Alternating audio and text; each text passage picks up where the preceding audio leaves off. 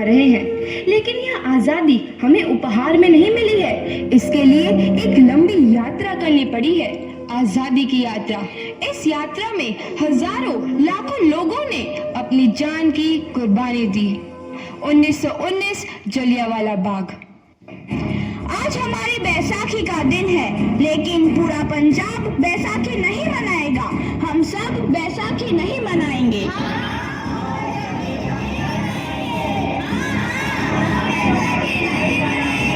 जब तक हम अंग्रेजों को भारत से बाहर नहीं निकाल देते, पूरा पंजाब बैसाखी नहीं मनाएगा। अच्छा, तो तुम सब हमारा विरोध करता है, भाग जाओ यहाँ से, इसका अंजाम बहुत ही बुरा होगा। हम नहीं जाएंगे, तुम लोग जाओगे। हमें नहीं, तुमको भारत से भागना होगा। Soldiers fire!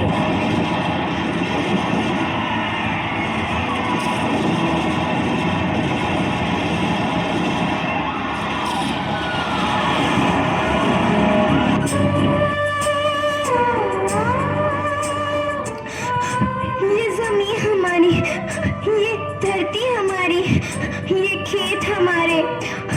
अभी थोड़ी देर पहले हमारी ये फसलें लहरा रही थी, पर इन अंग्रेजों ने हमारी फसलें बर्बाद कर दी। इन अंग्रेजों ने एक ही झटके में इन सब फसलों को काट दिया। अंग्रेजों, तुम्हारे इस अत्याचार से हम डरेंगे नहीं। इस अत्याचार का बदला लेकर रहेंगे। हम आजादी लेकर रहेंगे। जलियांवाला बाग हर हिंदुस्तानी की आंख नम कर गया। इस कांड में कितने मासूमों की आहुति चढ़ गई, इतनी हैवानियत से इंसानियत कत्ल कर दी गई। जलियांवाला बाग के हत्याकांड ने आजादी की आग में घी देने का काम किया। मासूम औरतों, बच्चों की दर्द भरी चीखें और सिसकियां इनकलाब का गूंज बनकर उभरी। लाला लाजपत राय, भगत सिंह, राजगुरु, सुखदेव सरीखे क्रांतिकारियों ने भारत की इस जमीन से विदेशी दरिंदों को निकाल फेंकने के मंसूबे मजबूत कर लिए। 8 अप्रैल 1929 लाला लाजपत राय के नेतृत्व में साइमन कमीशन के खिलाफ एक भारी जुलूस निकाला गया। Simon commission, Simon commission, Simon commission, Simon commission, Simon commission, Simon commission, Simon commission, Simon commission, Simon commission. बेवकूफ इंडियंस, तुमको हमारी बात समझ में नहीं आती। Stop this. Simon commission. नहीं मानता। I said stop this. Lala ji, आप आगे बढ़ो, हम आपके साथ हैं। लाला जी, संघर्ष करो, हम आपके साथ हैं। लाला जी, संघर्ष करो, हम आपके साथ हैं। लाठी चार्ज करो।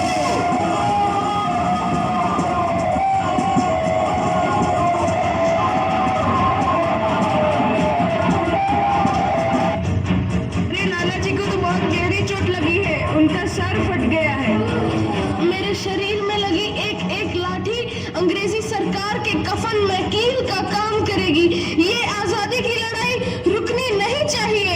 ये जिम्मेदारी मैं तुम सबको सौंप कर जा रहा हूँ। लाला लाजपत राय की दर्दनाक मौत के बाद भगत सिंह, सुखदेव, राजगुरु वतन के इन मतवालों के खून में ऐसा उबाल आया जिसका सामना करना अंग्रेजी सरकार के लिए मुश्किल हो गया। अंग्रेजों को करारा जवाब देने के लिए स्कॉट और सैंडर्स को मारने की रूपरेखा रची गई।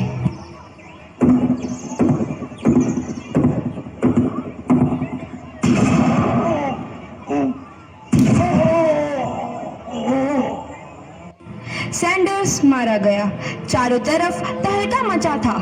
दीवारों पर लिखा था, लाला जी की मौत का बदला ले लिया गया है। भगत सिंह समेत सभी वहां से फरार हो गए। 8 अप्रैल 1929 दिल्ली में ब्रिटिश सरकार की सेंट्रल लेजिस्लेटिव असेंबली की बैठक में 2 बम धमाके की आवाज सुनाई दी।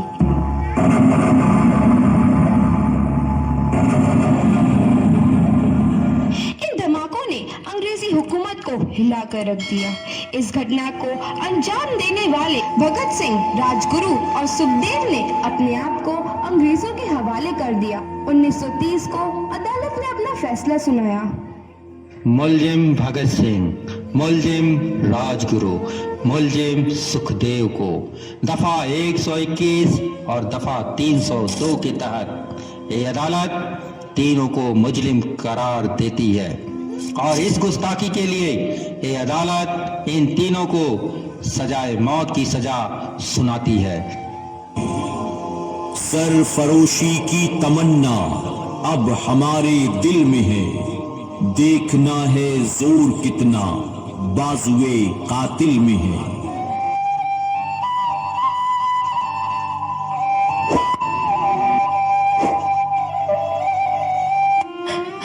पुत्र की हाल है तेरा?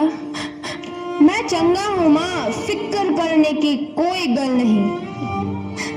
पुत्र, मेरा दिल तेरी तरह पत्थर दिल नहीं होगा। तेरी ये गला सुन के मेरा कलेजा फटे जा रहा है। माँ, मेरा दिल कोई पत्थर जैसा नहीं है, एक वतन परस्त का दिल है जो मेरे देश प्रेम के जज्बे को ताकत देता है। बेटा, मेरा लाल। माँ, आज मेरी तपस्या पूरी होने जा रही है। जे तू रोई तो मैंने तकलीफ होइया।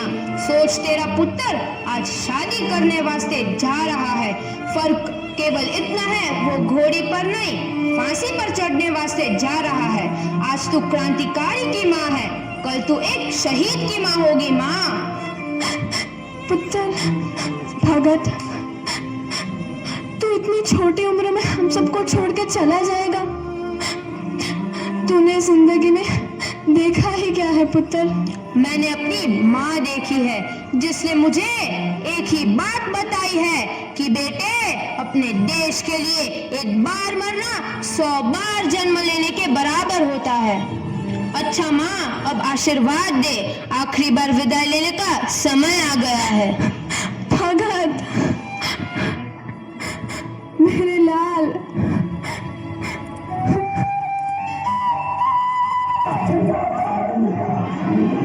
भगत सिंह, तुम्हारी कोई आखिरी ख्वाहिश? हमारे हाथ खोल दिए जाए। हम तीनों दोस्त एक दूसरे से गले मिलना चाहते हैं। इनके हाथ खोल दिए जाए।